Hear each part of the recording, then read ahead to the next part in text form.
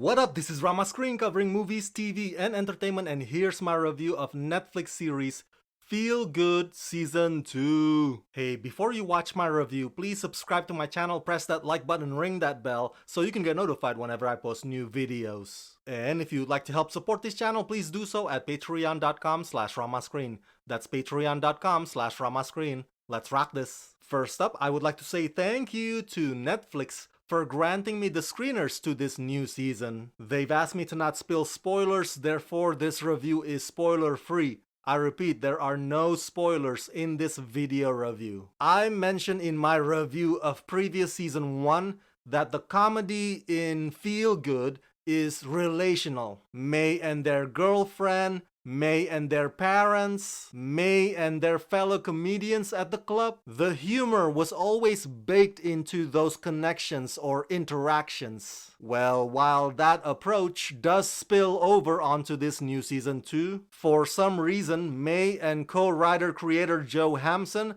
also inject a lot more random comedy. Jokes along the way that just show up, and they may or may not have anything to do with the progression of the story. I don't mind it at all. I mean, it presents several hilarious caricatures that just come and go, but they leave a lasting, memorable mark. Created by Mae Martin and Joe Hamson, Feel Good follows recovering addict and comedian May, who is trying to control the addictive behaviors and intense romanticism that permeate every facet of her life. In season 2, May and George's complicated love story continues as May struggles to come to terms with the ghosts from her past, and George tries to reinvent her present.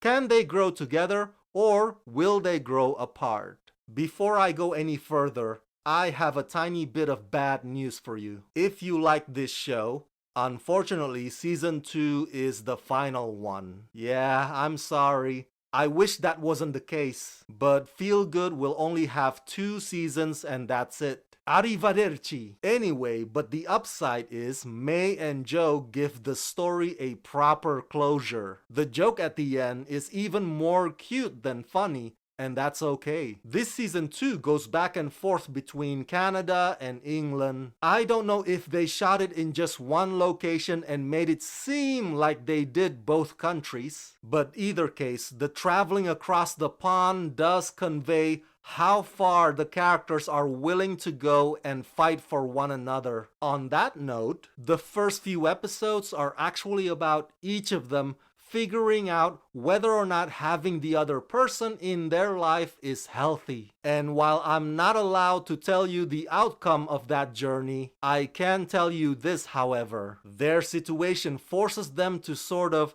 recalibrate their purpose. I love how May's fans just keep popping up in this new season. It goes to what I said earlier with the whole randomness. It really cheers things up every once in a while. It cracks me up watching May having to quickly switch on and off from comic to person to comic again. Season 2 definitely amps up the comedy a bit, which I very much appreciate, because let's face it, discussions of addictions and personal demons and relationship issues can get pretty heavy, but May and Joe find a way to help ease us into all that, more so now than before. I'm gonna be honest with you, the hashtag #MeToo element of the story in season 2 caught me off guard, mostly because I don't remember it introduced in the previous season. But perhaps I need to rewatch season 1 all over again, since my memory doesn't serve me well anymore these days. I'm old, I know. But yeah, I'm not sure if the inclusion of that aspect is just